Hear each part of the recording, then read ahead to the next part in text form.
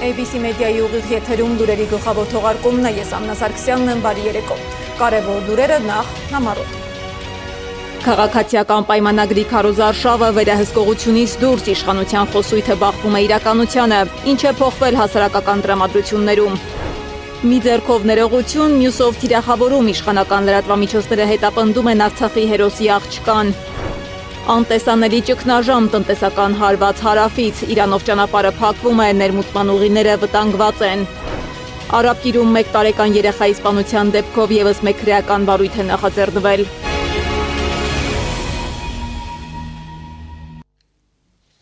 Հայկական կողմի նախաձեռնությամբ հեռախոսով զրուցել են Վլադիմիր Պուտինն ու Նիկոլ Փաշինյանը, քննարկել են երկկողմ հարաբերությունների հետագա զարգացմանն առնչվող հարցեր։ Այլ մանրամասներ դեռ հայտնի չեն։ Միևնույն ժամանակ հանրային օրակարգում քննարկվող գլխավոր թեման Նիկոլ Փաշինյանի հայտարարություններն են կամ սպառնալիքները հնարավոր պատերազմի մասին։ Փաշինյանը շարունակում է պնդել, որ սեպտեմբերին կարող է սկսվել աղետաբեր պատերազմ, եթե իր գլխավորած քաղաքացիական պայմանագիր կուսակցությունը չստանա սահմանադրական մեծամասնություն։ Փաշինյանի խոսքով իր գնահատականները հիմնված են վարչապետի պաշտոնում ունեցած փորձի վրա, եւ ինքը վստահ է, զարգացումները կարող են լինել արագ եւ ծանր հետևանքներով։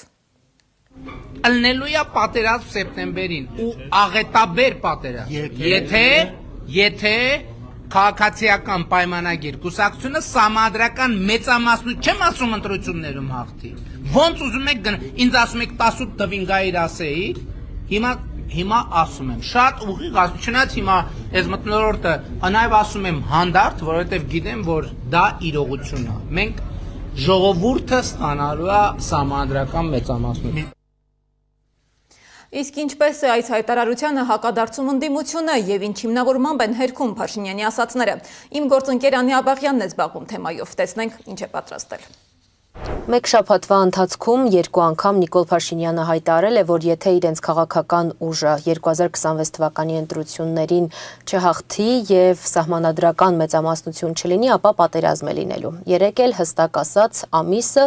սեպտեմբեր եւ նշեց, որ այդ պատերազմը շատ արյունալի է լինելու, իսկ թիմակից Ռուբեն Ռուբինյանը հավելեց, որ եթե քաղաքական հայտ ներկայացրած ուժերը իրենց քաղաքականությունը չշարունակեն, այդ ժամանակ է պատերազմ լինելու։ Մենք զրուցել ենք մի քանի կուսակցության ներկայացուցիչների հետ եւ նրանք համակարծիք են, որ պատերազմի մասին անդադար հայտարարել է նախընտրական այս փուլում քաղաքացիներին շանտաժի ենթարկելու փորձեր են։ Առաջարկում եմ լսել նրանց մեկնաբանությունները, իսկ ռեպորտաժը դիտել մեր հաջորդ եթերին։ Սա շանտաժ է, ակնհայտ, բաց, կոպիտ, ինչու ոչ լկտի, այլ ուղղակի որակավորում ես չեմ կարող գտնել շանտաժը եւ եկեք ֆիքսենք հետեւյալը, աշխարհում երկու պետություն է, որոնք սպառնում են Հայաստանին պատերազմով։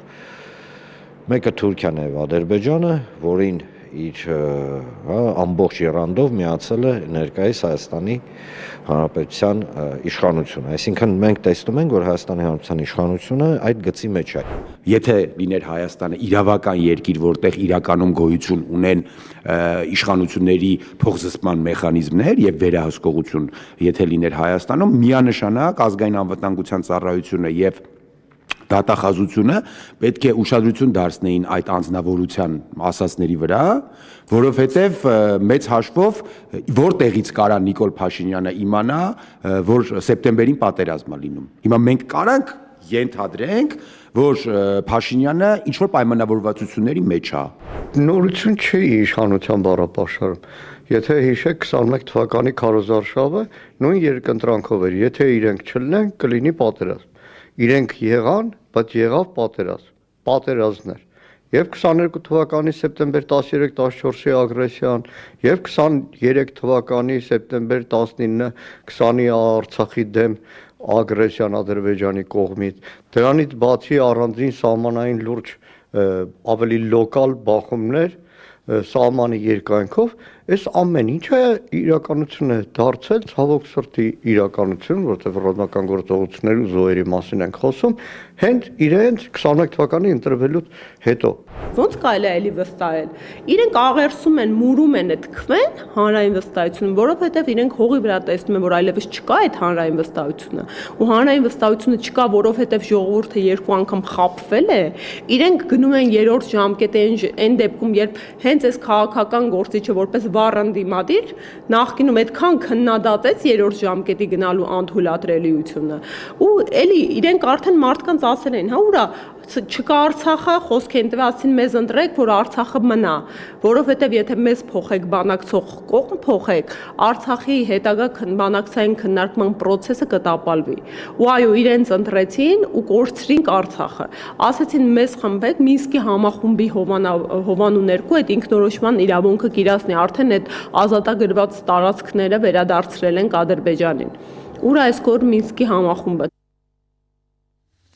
Իսկ արդարադատության նախարար Սրփուհի Գալյանը քաղաքական է համարում վարչապետի երեկվա հայտարարությունը իրենց չընտրելու դեպքում պատերազմի բռնկման վերաբերյալ։ Ասում է, խոսքը հաստատված խաղաղության եւ այն փայփայելու մասին է։ Հայտարարությունը շանտաժ չեն որակում, բայց արտաքին գործերի նախարար Արարատ Միրզոյանը եւս չի բացառել, որ եթե իշխանությունը փոխվի, տարածաշրջանում կարող է նոր լարվածություն առաջանալ։ Շանտաժը այստեղ որն է, նայեք, ասում են մենք առաջարկում ենք խաղաղություն։ Մենք խաղաղություն ենք եւ այո, նենց եղավ, որ ինքը եղավ վարչապետ։ Եվ այո, մենք ասում ենք մեզ պետքա խաղաղություն, մեր երկրին պետքա խաղաղություն, այլ պայմաններում ուղղակի հավատացեք, մեր խորը համոզմամբ Հայաստանի Հանրապետության ոչ թե հաջողությունը, ոչ թե զարգացումը, այլ Հայաստանի Հանրապետության որպես անկախ պետություն գոյությունը ինքնին կհայտնվի մեծ կասկածի տակ։ Եվ այս մի առաջարկն է քաղաքացիներին, եւ կա զուգահեռ առաջարկը, չէ, մեզ այս Հայաստանը ընդհանրապես պետք չի, սա մենք թքած ունենք սրա վրա, մեզ պետքա չգիտեմ ինչ Հայաստան։ Այսի շանտաժա դա, սա շանտաժ չի սովորական։ Արտաքին գործերի նախարարը նաև խոսել է Հայաստանի եւ Ադրբեջանի միջև խաղաղության հնարավորությունների մասին։ Միրզոյանի խոսքով միջազգային երաշխիքները միշտ չէ, որ ապահովում են իրական խաղաղություն։ Ըստ նրա, պատմության մեջ բազմաթիվ օրինակներ կան, երբ խաղաղության պայմանագրերը ունեցել են երաշխավորներ, բայց այդուամենայնիվ խախտվել են։ Նրա համոզմամբ կայուն խաղաղությունը հնարավոր է միայն այն դեպքում, երբ այն շահավետ է հենց հակամարտության կողմերի համար, այս դեպքում Հայաստանի եւ Ադրբեջանի։ Ասել, որ բոլոր հարցերը հարթված են, ոչ մի խնդիր չկա, բոլորովին անամպ է, ուրեմն Հայաստան-Ադրբեջան խաղաղությունը կլինի մեծ չափազանցություն, ի վերջո տասնամյակների կոնֆլիկտ է եղել, ի վերջո այդքան արյուն է հեղվել, այդ վերքերը դեռ թարմ են, ի վերջո դեռ մենք ունենք ուրեմն պահվող անձինք Բաքվում, բանտերում, դեռ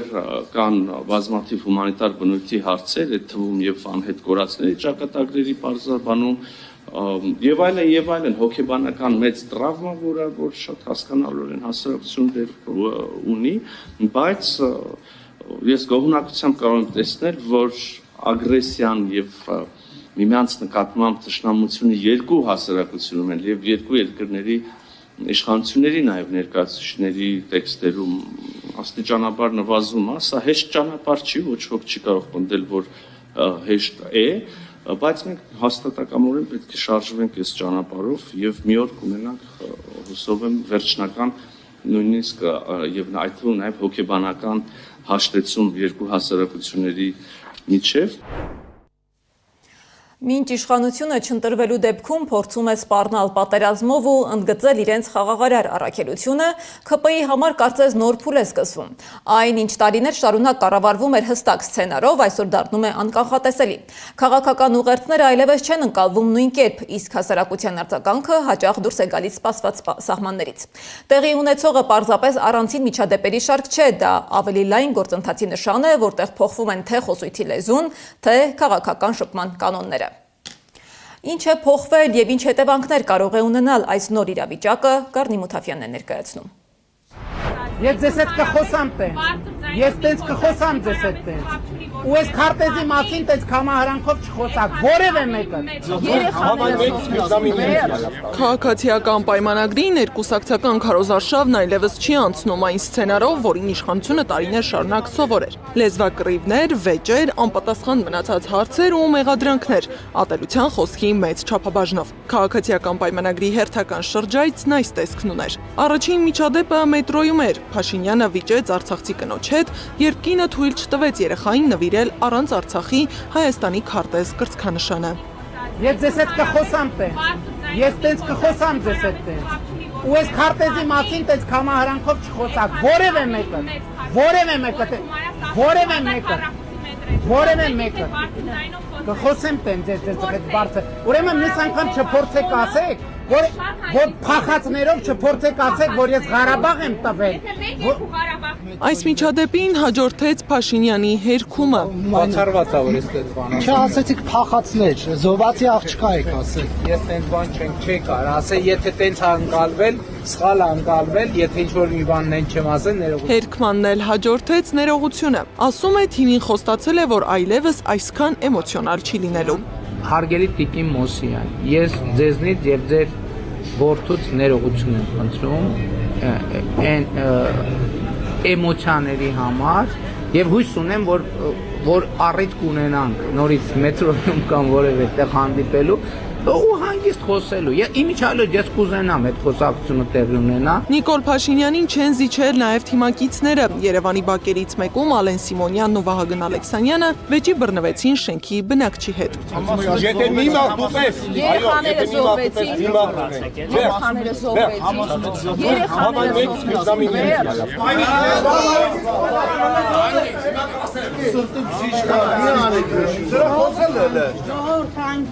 Իշխանության համար սա նոր վիճակ է։ Քաղաքական հաղորդակցության նախկին մեխանիզմներն այլևս չեն աշխատում նույն արդյունավետությամբ, իսկ լսարանն այլևս նույնը չէ։ Փորձագիտական դաշտը համոզված է, որ ներքաղաքական դաշտում կուտակված խնդիրներն ու հասարակության սպասումները աստիճանաբար տեղափոխվում են հենց այս հարթակներ, փոխելով դրանց բնույթը։ Սակայն սա չէ ամենակարևոր ցուցիչը, համոզված է Հակոբ Բադալյանը։ Իշխանությունը բավականին սուղ վիճակում է հասարակության հետ երկխոսության բովանդակության իմաստով եւ նաեւ բավականին բարդ վիճակում է ընդհանուր մթնոլորտի իմաստով։ Այն ոճը, ճակերտավոր իմաստով ոճը, որովհետեւ դա դժվար է ինչ-որ ոճ բնորոշել, որով Նիկոլ Փաշինյանը սկսել է հերակա ինչ-որ հարաբերություն բարձել ընդդիմադիր ուժերի հետ, այդ ամենը իհարկե ցույց են տալիս, որ իշխանությունը ունի հասարակության հետ հաղորդակցվելու, հասարակությանը համոզելու բավականին լուրջ բարդություն։ Մինչ Փաշինյանն սպառնում է, որ իր ղեկավարած ուժի չհաղթելու դեպքում կլինի աղետալի պատերազմ, փորձագետներն էլ պնդում են, քաղաքացիական պայմանագրի վերարտադրվելու դեպքում գործողություններն ու խոսույթն ավելի հանդուգն են դառնալու, իսկ Բաքվի պահանջների ցուցակը ընդլայնվելու է։ Գարի Մութաֆյան, Աշոտ Բարբարյան, ABC Media։ Երբ քաղաքական հայտարարությունները չեն համընկնում դրանց ուղեկցող գործողությունների հետ, առաջանում են հարցեր ոչ միայն խոսքի, այլ նաև պատասխանատվության մասին։ Երեկվա միջադեպը հենց այդպիսի մի օրինակ է, որտեղ ներողությունն ու դրան զուգահեռ ընթացող գործընթացները տարբերություններով են զարգանում։ Փաշինյանը ներողություն խնդրեց արցախցի կնոջը վիրավորելու համար, սակայն դրան զուգահեռ նույն Փաշինյանին եւ իշխանության ներկայացուցիչներին պատկանող լրատվամիջոցները կազմակերպված արշավ սկսեցին նույն կնոջ դեմ։ Կինը, որի հետ վիճել էր Փաշինյանը 1993 թվականին Արցախի ազատամարտում զոհված հրամանատար Մերուժան Մոսյանի դուստրն է, Արմինե Մոսյանը։ Մերուժան Մոսյանը եղել է Մարտունու 26-րդ մոտոհրաձգային գումարտակի հրամանատար, ՀՅԴ Արցախի կենտրոնական կոմիտեի անդամ։ Հետմահու պարգևատրել են մարտական խաչ առաջին աստիճանի շքանշանով։ Ինչ է կատարվել ու կատարվում Մոսյանի դստերը վիրավորելուց հետո, ներողություն խնդրելուց հետո, Անահիտ Սարգսյանն է պատմում։ Ես ձեզ հետ կխոսամ տենց, ես տենց կխոսամ ձեզ հետ տենց, ու ես քարտեզի մասին տենց կամահարանքով չխոսակ, որևէ մեկը։ Սկզբում Փաշինյանը վիրավորեց արցախցի կնոջը, անվանեց փախած, ապա հանրության ճնշման ու քննադատությունների ալիքի ներքո ներողություն խնդրեց իր Facebook-յան էջում։ Սակայն մինչ Փաշինյանը ներողություն էր խնդրում, նրա եւ նրա կուսակիցների լրատվականները լծված էին նույն կնոջը պախարակելու գործին։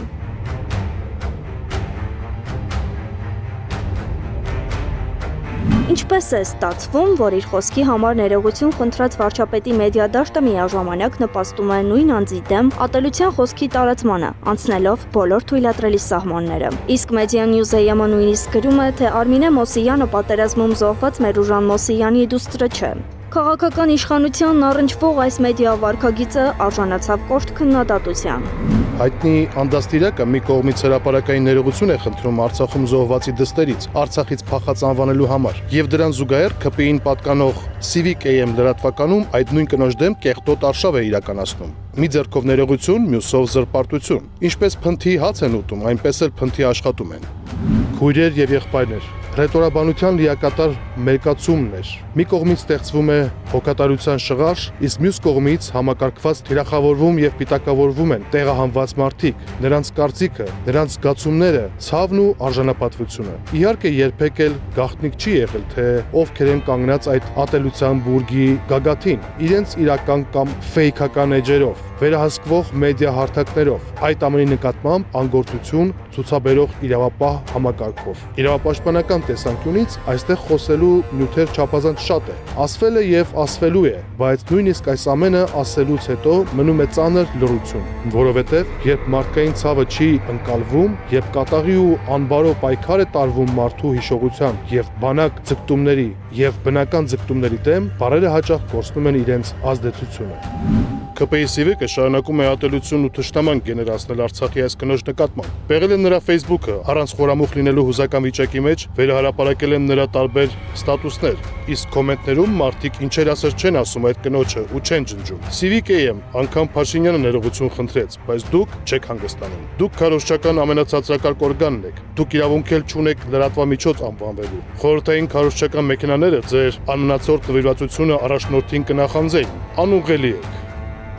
Իշխանական կայքերի մեկնաբանություններում մինչև հիմա չեն դադարում ամենավերջին վիրավորանքները արցախցի կնոջ եւ հավաքական արցախցիների հանդեպ։ Սակայն ԿՊԱ-ականներին մի փոքր կծութթու խոսք գրած օգտատերերի դեմ վարույթ հարուցող իշխանության լրատվամիջոցի համար դա միանգամայն սովորական է։ Նույն կերպ հետապնդելու է Հայաստանի Հանրապետության գլխավոր դատախազությունը արցախցիներին վիրավորող այս մարդկանց։ Հարցում ենք ուղարկել գլխավոր դատախազություն։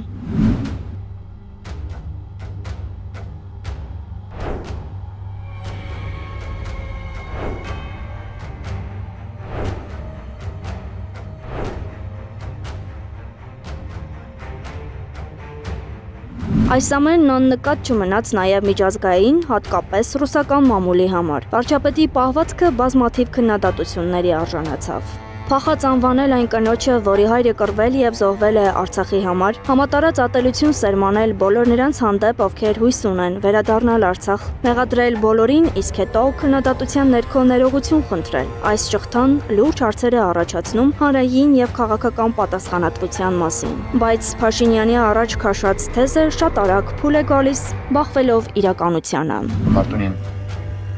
ամբողջ օրերով հետահրթիռակոծում է, բայց ընդհանուր առմամբ ամենից գլխավոր այն է, որ ինքնապաշտպանության ուժերը նենց պատրաստ են մինչև վերջ կանգնելու թշնամու դիմաց։ Ուրեմն մյուս անգամ չփորձեք ասեք, որ փախածներով չփորձեք ասեք, որ ես Ղարաբաղ եմ տվել։ Անահիտ Սարգսյան, Գեղամ Ղազարյան, ABC Media։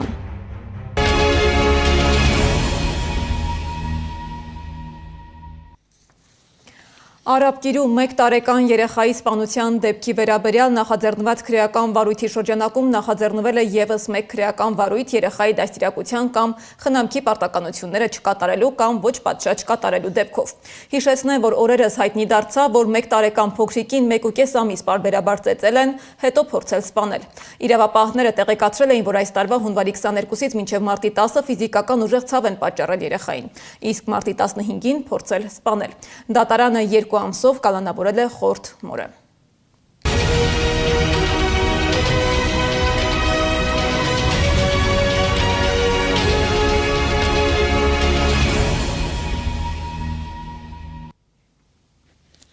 Միացյալ Նահանգներ, Իսրայել, Իրան հակամարտությունը ընթանում են նույն ինտենսիվությամբ։ Իսրայելն այսօր վաղ առավոտյան լայնածավալ ավիահարվածներ է հասցրել Իրանի մայրաքաղաքում գտնվող թիրախներին։ Իրանական պետական լրատվամիջոցները հաղորդել են, որ քաղաքում տեղի են ունեցել պայթյուններ։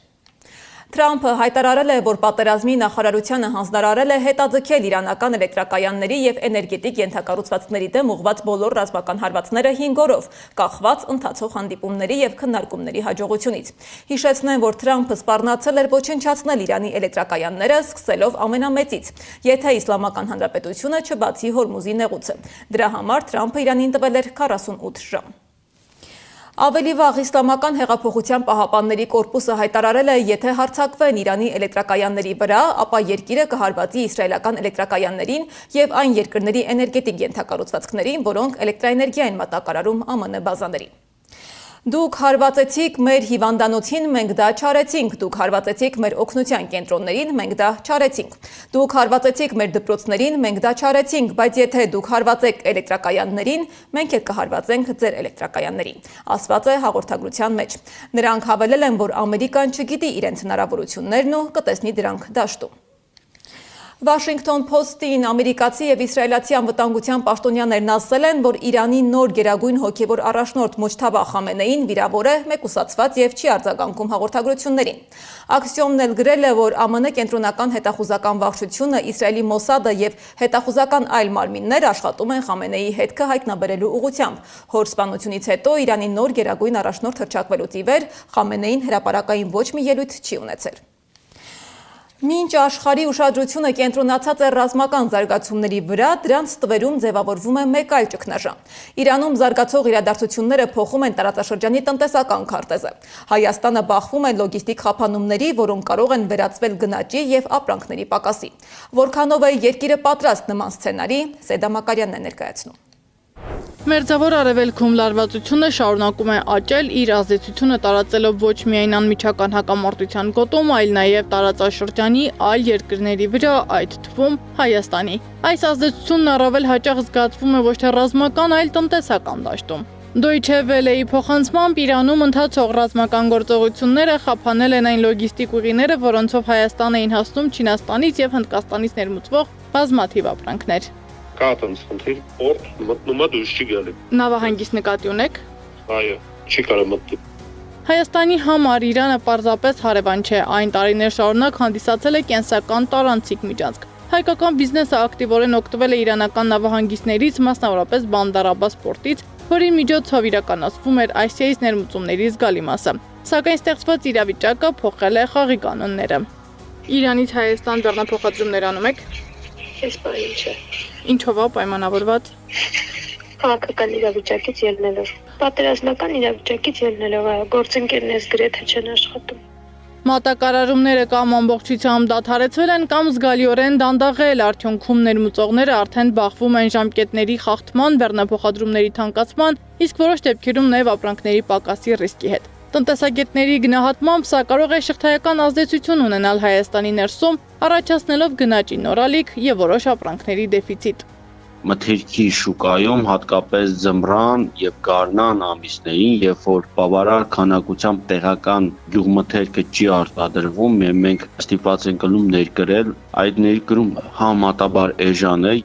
Խնդիրը միայն այս պահի համար չէ, եթե լոգիստիկ խափանումները շարունակական լինեն, Հայաստանը ստիպված կլինի արագ վերակազմակերպել իր ներմուծման ուղիները, ինչը ոչ միայն ժամանակատար է, այլև ավելի ծախսատար։ Փոխարինելու տարբերակներ պետք է գտնենք, դա կարող է լինել Թուրքիայից, Վրաստանից, Ռուսաստանից կամ այլ երկրներից, բայց այդ երկրներից բարենի բերելու դեպքում մենք ունենալու ենք որոշակի գնաճ։ Պայմանավորված տրանսպորտով, ինչպես նաև այդ երկրներում նույն բանջարեղենը միշտ ավելի թանկ է։ Փորձագետները նշում են, այս իրավիճակը կրկին բացահայտում է Հայաստանի խոցելիությունը արտաքին լոգիստիկ կախվածություններից։ Երկիրը փաստացի չունի այլ ընտրանքային լիարժեք ուղիներ, որոնք կարող են նույն արդյունավետությամբ փոխարինել իրանական ուղղությանը։ Սեդա Մակարյան, Նոնա Գևորգյան, ABC Media։